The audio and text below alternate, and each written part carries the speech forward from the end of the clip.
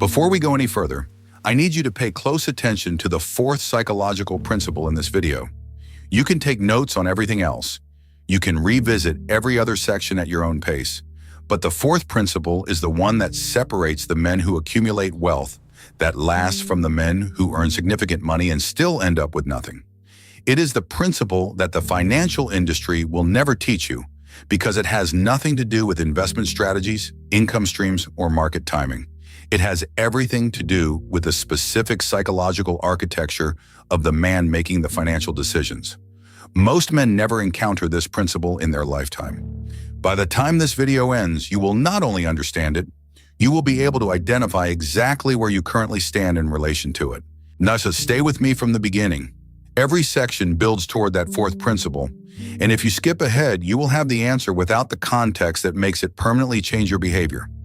There is a specific kind of man that the financial world cannot fully explain. He does not always come from money. He does not always have the best education. He does not always start with the most resources or the most favorable circumstances. And yet at some point in his life, something shifts, internally, psychologically, fundamentally.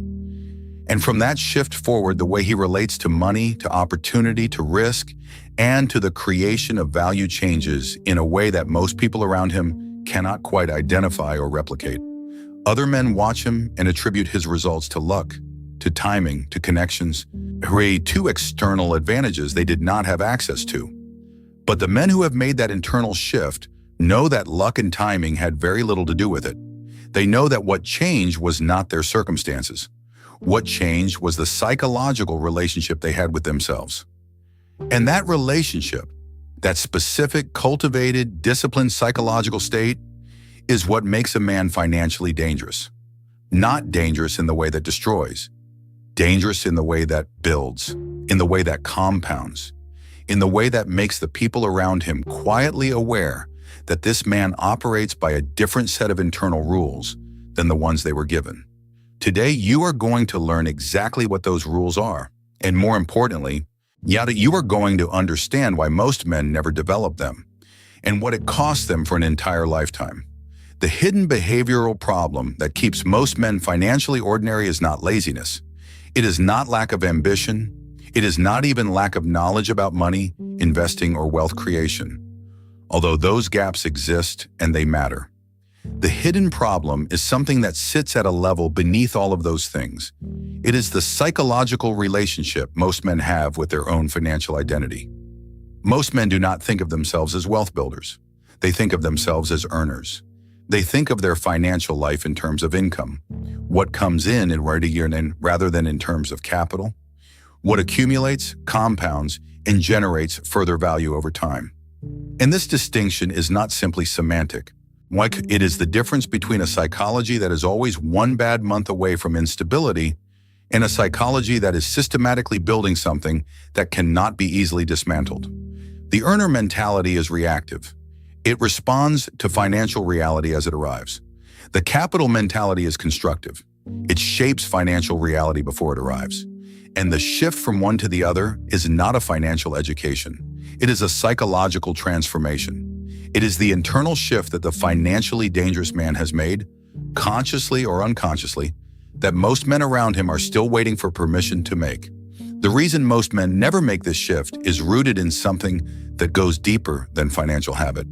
It is rooted in their earliest psychological conditioning around what money means, what it is for, and what kind of man they are in relation to it. For most men, money was presented in childhood as a resource for consumption. It arrived and it was spent on survival, on comfort, on the maintenance of the life that was already being lived.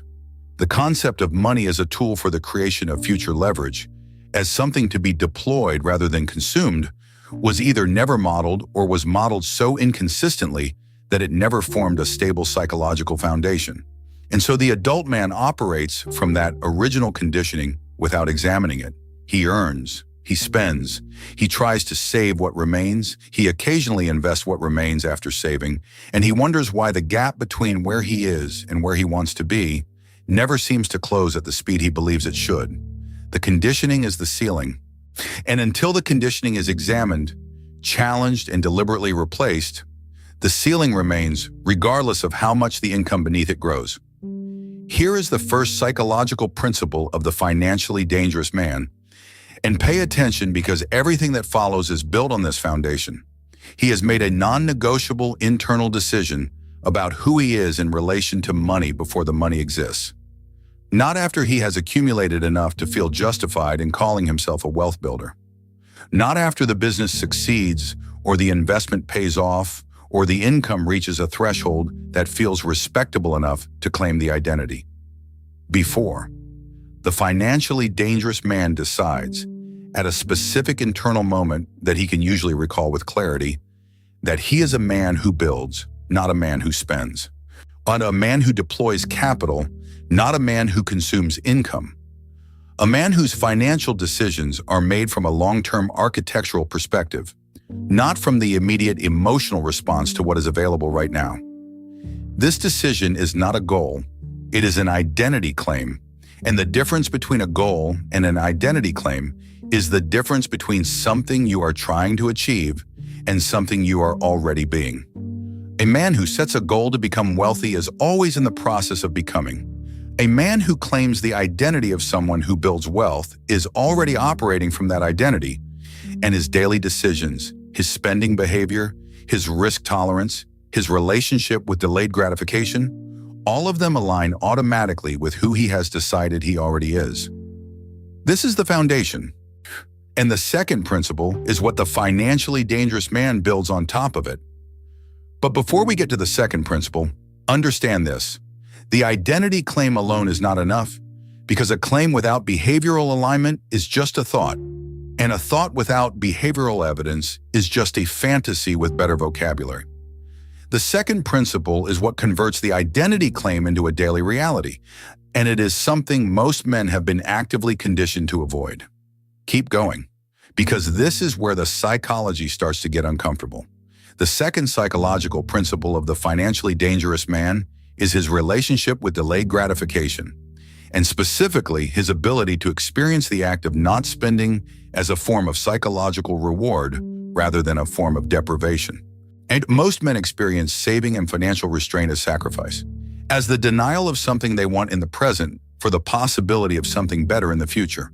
And because the human brain is neurologically wired to weight immediate reward more heavily than future reward, this experience of restraint as deprivation makes financial discipline an ongoing psychological battle, one that the immediate gratification impulse wins far more often than financial advisors and self-help content would have you believe.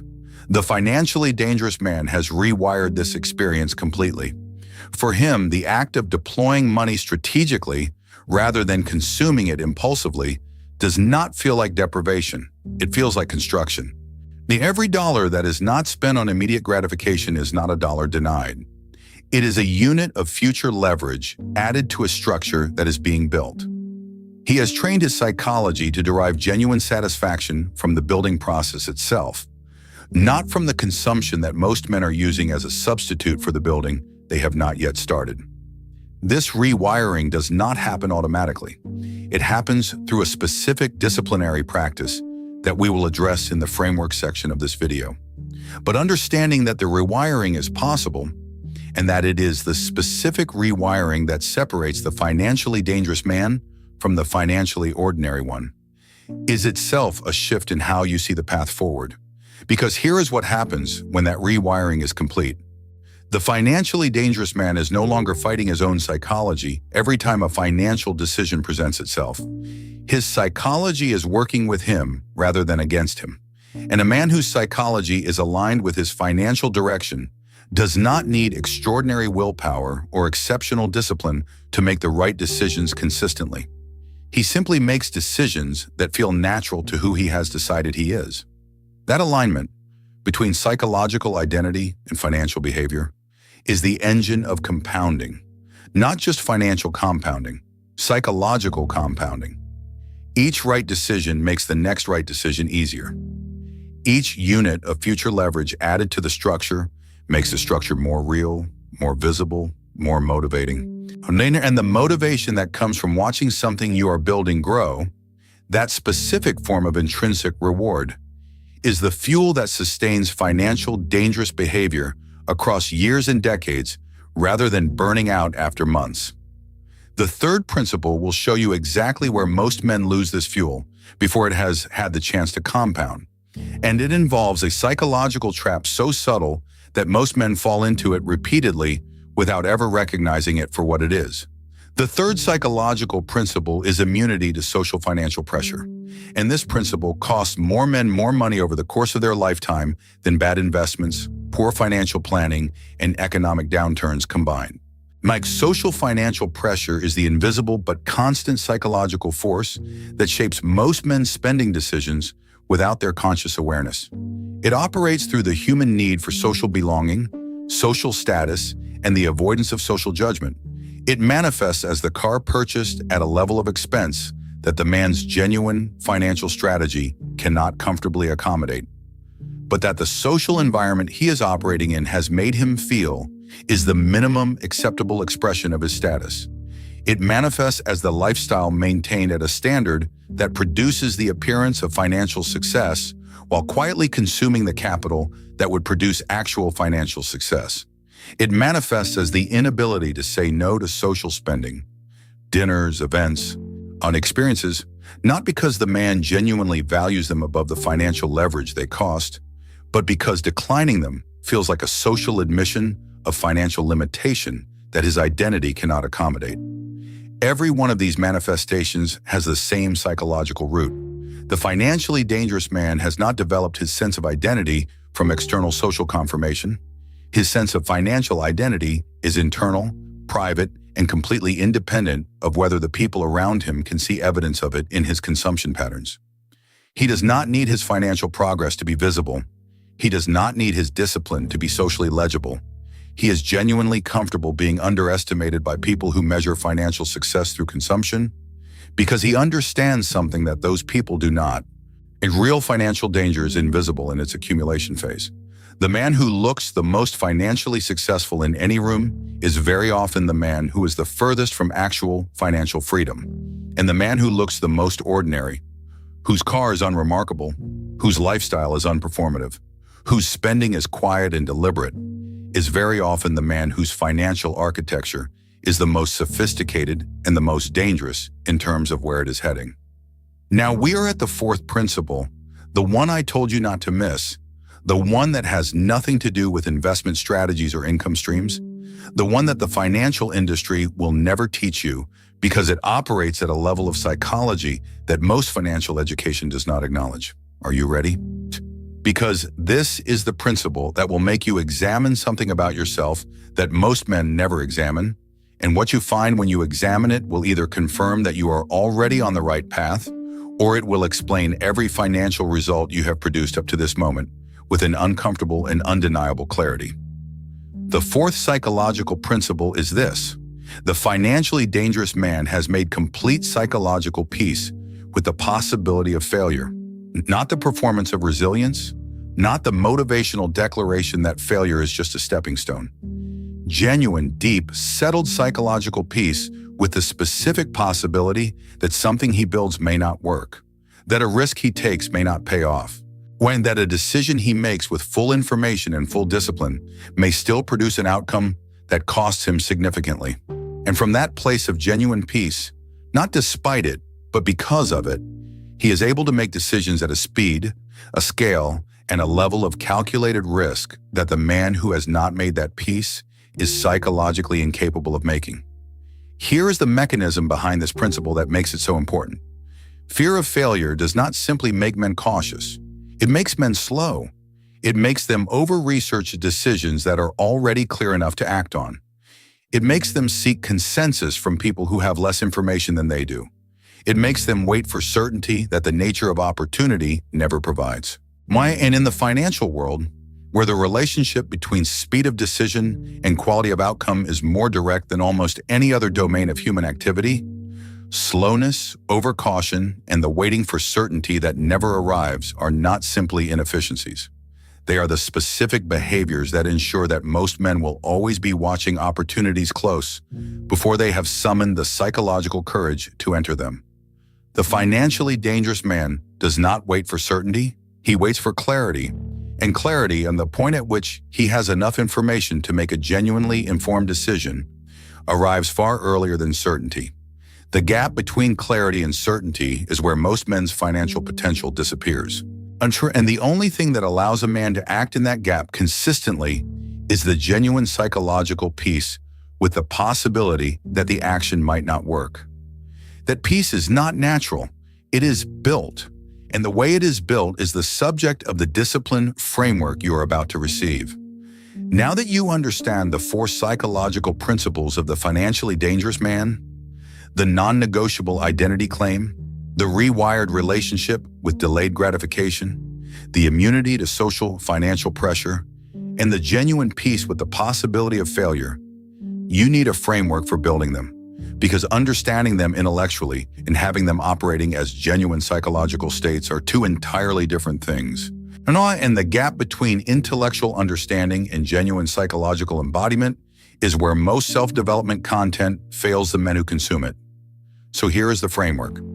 4 specific disciplinary practices that correspond directly to the 4 principles.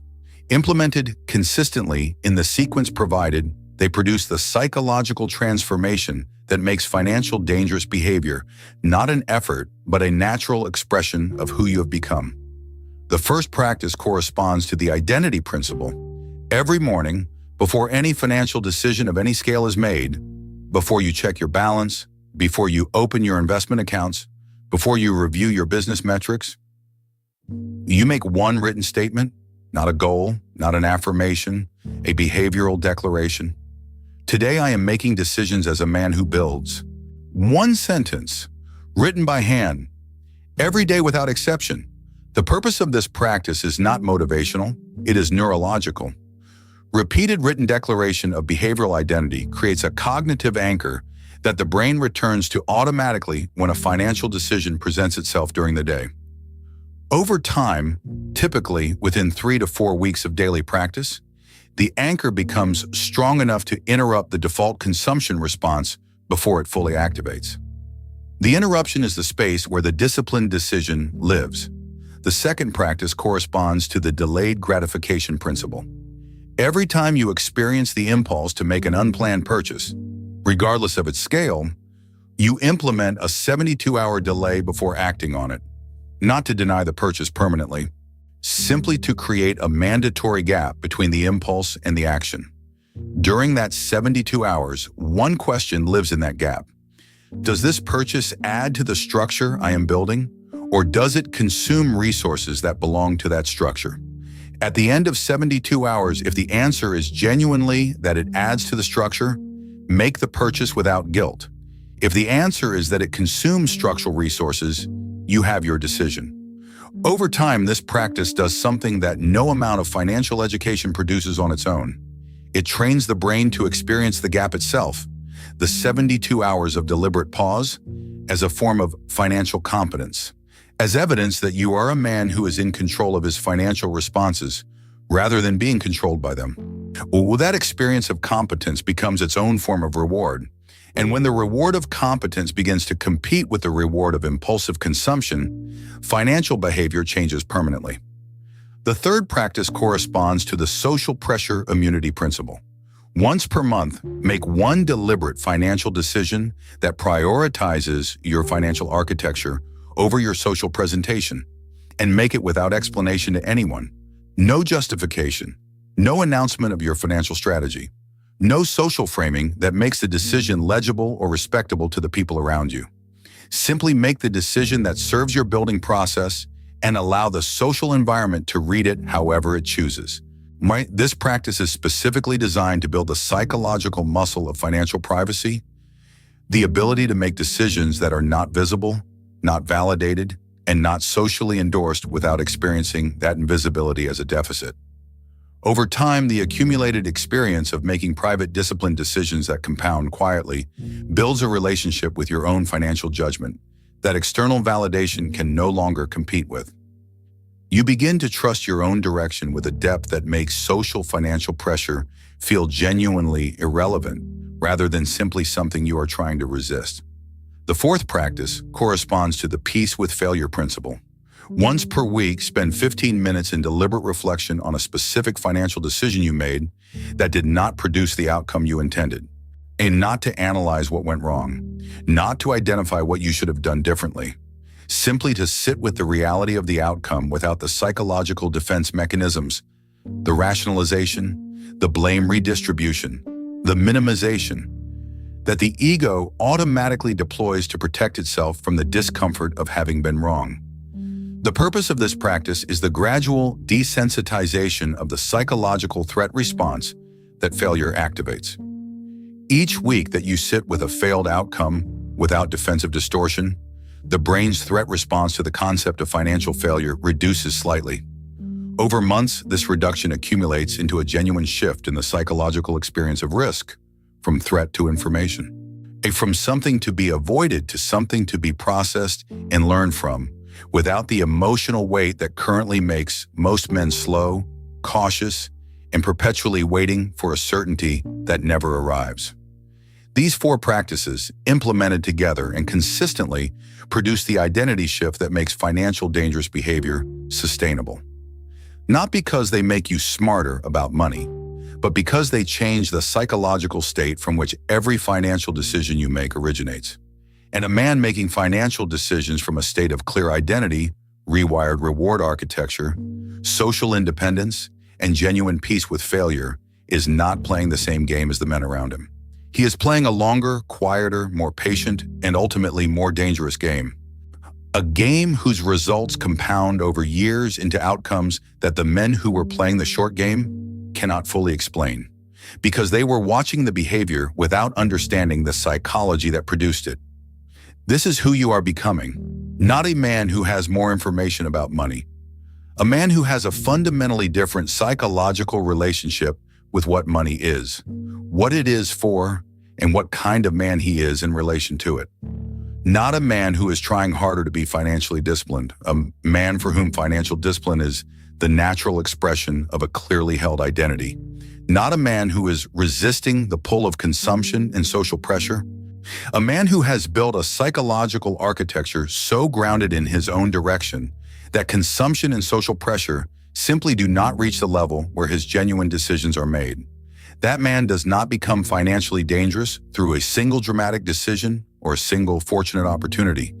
He becomes financially dangerous through the quiet, patient, daily accumulation of identity-aligned decisions made consistently over a long enough period that compounding, financial and psychological, does the work that effort alone could never sustain. The question is not whether that man is possible for you, he is.